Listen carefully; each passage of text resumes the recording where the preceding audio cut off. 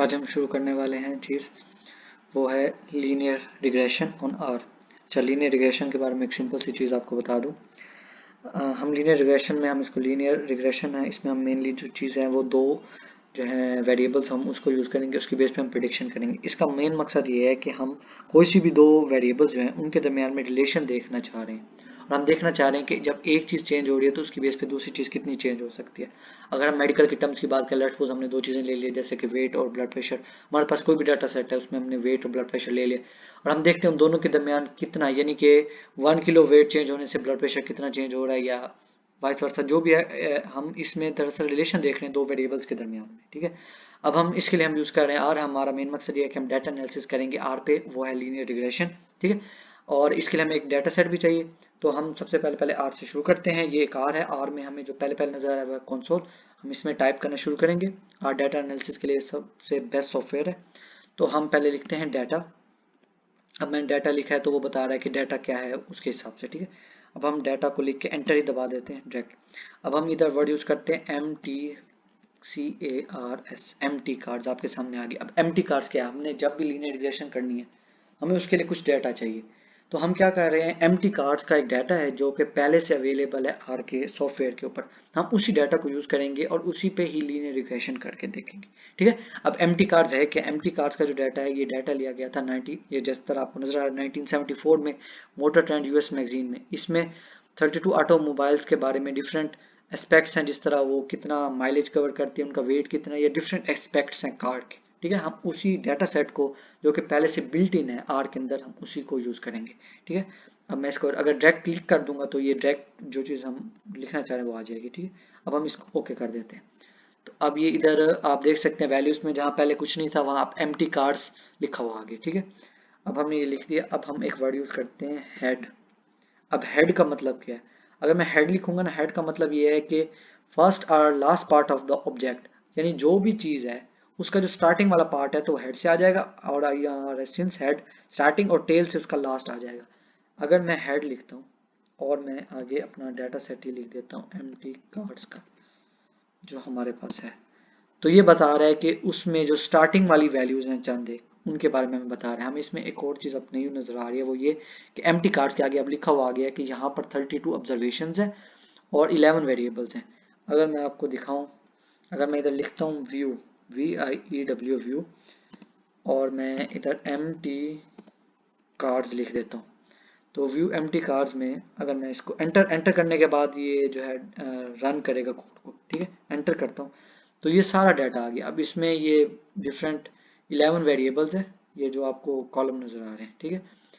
1 2 3 4 5 6 7 8 9 10 and 11, ठीक है। और 32 ऑब्जर्वेशन है। ये देखें मजदा, ये डिफरेंट कार के मॉडल्स हैं और उनका माइलेज पर गैलन, और ये डिस्प्लेसमेंट मतलब, और वेट, ये डिफरेंट चीज़ें जो हैं, आई एम नॉट श्योर कि ये डिस्प्लेसमेंट है, ये जो भी है, ठीक है। ये डिफरेंट वेरिएबल्स हैं, ठीक है, उस डाटा के अंदर। हम इसी को यूज करके सिंपल एक रिग्रेशन एनालिसिस कर लेंगे, ठीक है। अब ये सारा डाटा है।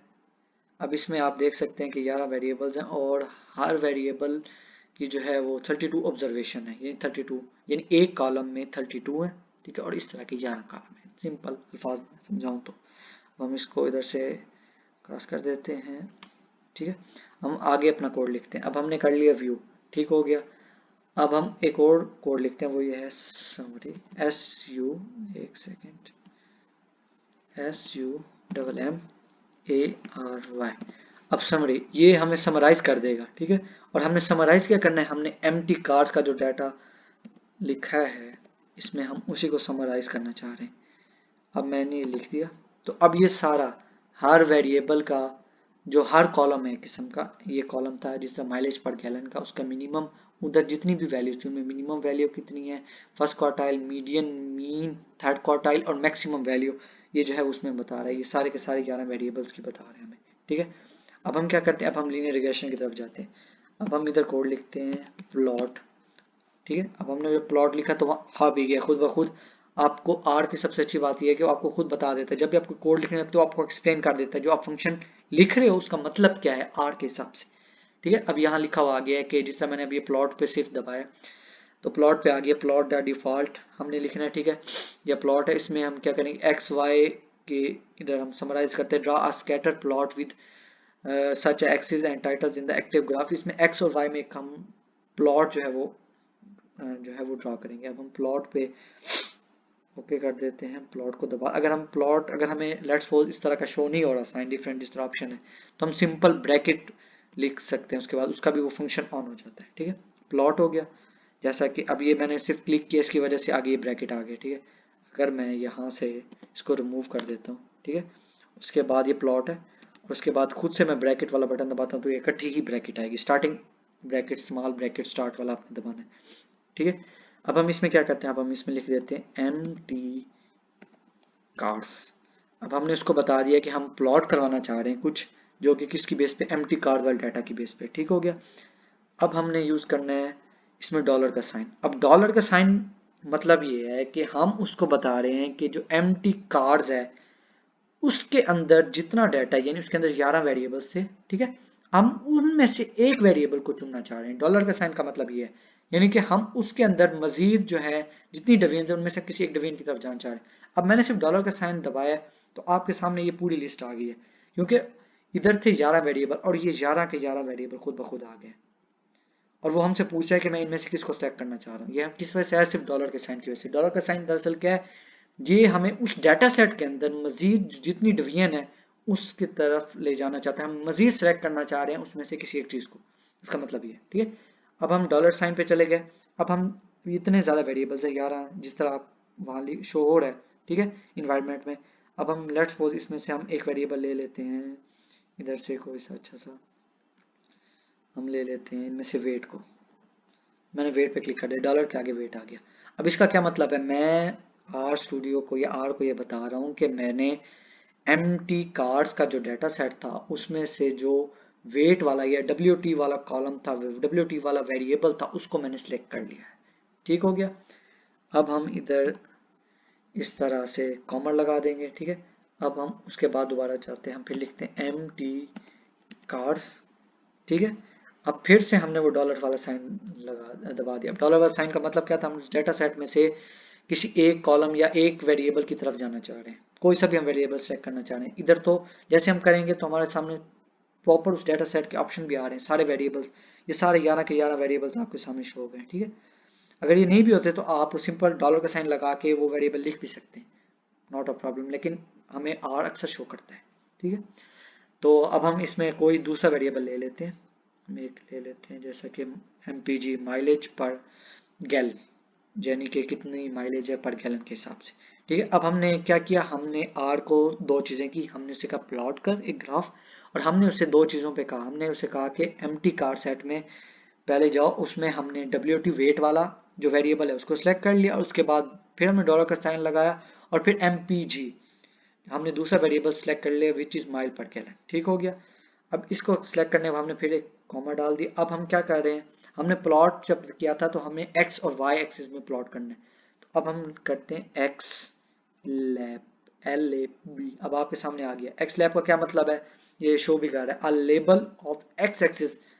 इसका मतलब ये है कि हम इधर एक्स एक्सिस में उस चीज को रखना चाह रहे हैं। अब हम एक्स लैब को क्लिक कर लेते हैं, वैसे एक्स लैब हमने लिख लिया। अब इक्वल टू, अब ये पूछे हमसे एक्स लैब में हमने क्या रखना है। ठीक है, अब हमें इधर जो है वो लिखना पड़ेगा, इन्वर्टेड कॉमास में हमने वर्ड लिखना है। हम इधर लिख लेते हैं वेट को, WEIGHT वेट। हमने वेट को ले लिया एक्स एक्सिस में। ठीक है, उसके बाद हमने दोबारा कॉमा लगा लिया। अब हमने वाई एक्सिस में लेना है वाई, फिर हम उसी तरह YLAB वाई लैब लिख लेंगे। ये वाई लैब आ गया। अभी वाई एक्सिस में हम उस चीज़ को दूसरी चीज़ को ले रहे हैं। ठीक है, अब फिर से हमें इन्वर्टेड कॉमास में उस चीज़ को लिखना है। अब हम इधर क्या ले रहे हैं, MPG, हमने जिस तरह शुरू में लिखा था ये MPG, तो हम इधर लिख लेते हैं MILES miles per gallon. Miles per gallon की हमने वैल्यू ले ली वाई एक्सिस में। ठीक हो गया। अब हमने उसे क्या कहा, अभी तक हमने उसे कहा एक प्लॉट का ग्राफ, और उसमें हमने डाटा सेट लिया, उसमें से फिर दो वेरिएबल्स उसमें से एक्सट्रैक्ट किए, एक वेट का और एक MPG which is miles per gallon. फिर हमने उसे कहा एक्स एक्सिस में वेट को रखो, वाई एक्सिस में अपने माइल्स पर गैलन को रखना है। ठीक है, अब ये लिखने के बाद ब्रैकेट के अंदर ही हम लिख रहे हैं, इसका मतलब है कि एक ही कोड या एक ही फंक्शन चल रहा है। उसके बाद हमने फिर डैश लगा दी, यानी कि ये लगा ली, कॉमा लगा लिया। अब उसके बाद हम लिख रहे हैं MAI एंड मेन। अब इधर मेन आ गया। अब मेन का मतलब ये है कि जब वो ग्राफ प्लॉट होगा तो उसमें वर्ड क्या लिखे हुए आएंगे, ठीक है। इधर शो भी हो रहा है। अब main title for the plot, तो हम मेन लिख के इक्वल कर देते हैं और हम इधर लिख लेते हैं कि वहाँ शो हो। इधर भी हमें इन्वर्टेड कॉमास में ही लिखना पड़ेगा उस चीज़ को। हम क्या शो करवाना चाहते हैं, हम बड़ा लिख लेते हैं MPG वर्सेस WEIGHT वेट। अब हमने क्या किया, हमने पूरा कोड लिख लिया और हमने उसे कहा कि मेन में जब वो डायग्राम बनाएगा तो वहाँ MPG वर्सेस वेट हो। अब हम एंटर दबा देते हैं। अब आपके सामने इधर एक पूरा का पूरा ये ग्राफ्स आ गया, ठीक है। इसमें उसने ऊपर लिख दिया miles per MPG versus wait, और इधर माइल्स पर गैलन में लिख दिया और एक्स एक्सिस के अलॉन्ग उसने वेट डाल दिया जिस तरह हमने उसे कहा था, ठीक है। अब ये पूरी की पूरी जो ऑब्जर्वेशन थी उसकी बेस पे ये उसने दो चीज़ों को कंपेयर करके ग्राफ जो है वो प्लॉट करके हमें दे दिया, ठीक हो गया। अब हम उसके बाद न्यू कोड लिखते हैं, ठीक है। अब हम क्या करते हैं उसको, अब हम उसको कहते हैं कि एक मॉडल बनाओ, ठीक है। अब हम उसे रिग्रेशन हमने करवा ली, एक जैसी नॉर्मल से हमने बनवा ली। अब हम उसको एक और कहते हैं मॉडल सिंपल। अभी हम ये मॉडल एक्सट्रैक्ट जिस तरह हम इसकी तरफ नहीं जाना चाह रहे, तो हम मॉडल सिंपल लिख के ये ऑप्शंस को हटा देंगे और इधर ब्रैकेट स्टार्ट वाला दबाएंगे तो इस तरह ये ब्रैकेट आ जाएगी। लेकिन हमने इधर क्या है, हमने इधर ब्रैकेट नहीं लगानी, सॉरी। हमने इधर मॉडल लिख के उसके बाद हम इधर जाएंगे लेस देन वाले साइन पे, लेस देन वाले साइन पे जाके उसके बाद हमने ये डैश सी लगा देनी, लेस देन वाला साइन, उसके बाद हमने लगा दी डैश। उसके बाद हम लिखेंगे linear LM which is for model, ठीक है।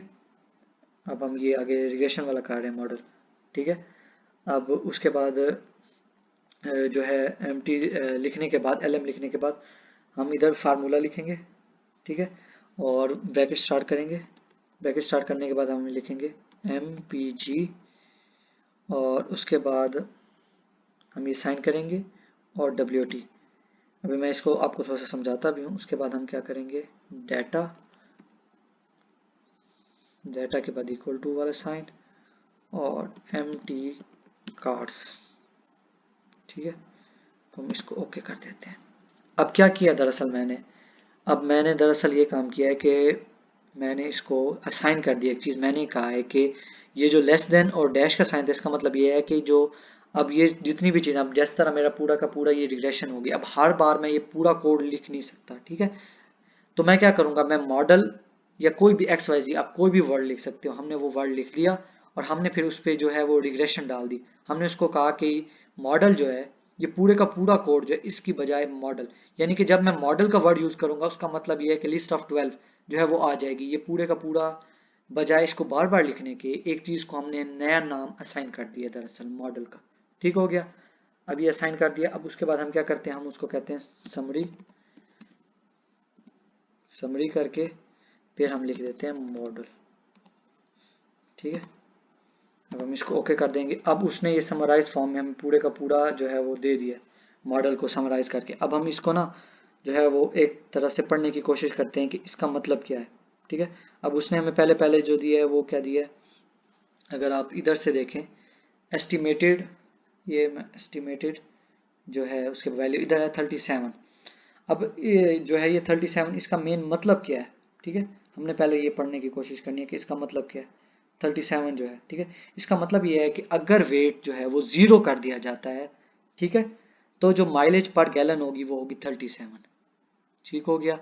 और आगे जो है -5.3445, इसका क्या मतलब है, इसका मतलब ये है कि अगर 1 यूनिट वेट या जिसमें भी हमने वेट लिया है, ठीक है, अगर हम इंक्रीज करेंगे तो उसकी वजह से माइलेज जो है वो माइनस हो जाएगी 5.344, ठीक है। ये हमें बता रहा है कि इतना माइलेज और इसके दरमियान में क्या रिलेशन है। ये हमें इसने प्रॉपर वर्ड्स में रिलेशन बता दिया है, यानी कि माइलेज से जो है माइलेज जो है वो कम हो रही है बाय इंक्रीजिंग वेट। नेगेटिव आपस में रिलेशन है इनका आपस में, ठीक हो गया। पहली बात उसने हमें ये बता दी, ठीक है। और उसके बाद उसने हमें इसके ऊपर अगर हम देखें ये रेजिडुअल्स उसने बता दिए हैं। इसमें उसने बता दिया है एक्चुअल, रेजिडुअल का मतलब ये है कि एक्चुअल माइनस प्रिडिक्टेड वैल्यू में जो है वो डिफरेंस जो है वो कितना होगा। तो उसके बाद उसने हमें जो एक और चीज़ बताई है इसमें, ठीक है, उसने बता दिया हमें वेट कोफिशिएंट, इधर वेट कोफिशिएंट बताया, ठीक है। और हम इसमें एक और चीज़ देख लेते हैं, वो है इसमें जो मेन बात बताइए वो है पी की वैल्यू। उसने हमें कहा पी की वैल्यू जो है 1.29 ई का मतलब है रेज टू पावर -10 है, यानी कि ये जो वैल्यू है ये बहुत थोड़ी है, ठीक है। और जो वैल्यू है वो हमें ये बता रही है कि ये सिग्निफिकेंट है या नहीं है। तो ये वैल्यू क्योंकि जो है वैल्यू जो है वो बहुत थोड़ी है तो ये जो है वो सिग्निफिकेंट है। हम नॉर्मली क्या लेते हैं, हम लेते हैं if p is less than 0.05, ठीक है, तो वो सिग्निफिकेंट है। तो क्योंकि इसका मतलब ये है कि ये वैल्यू जो है 10⁻⁻10 है, तो उससे भी कम है, तो ये ओवरऑल जो हमारा डाटा है ये ओवरऑल सिग्निफिकेंट है, ठीक है। ये हमने कर ली एक लीनियर रिग्रेशन इस पे।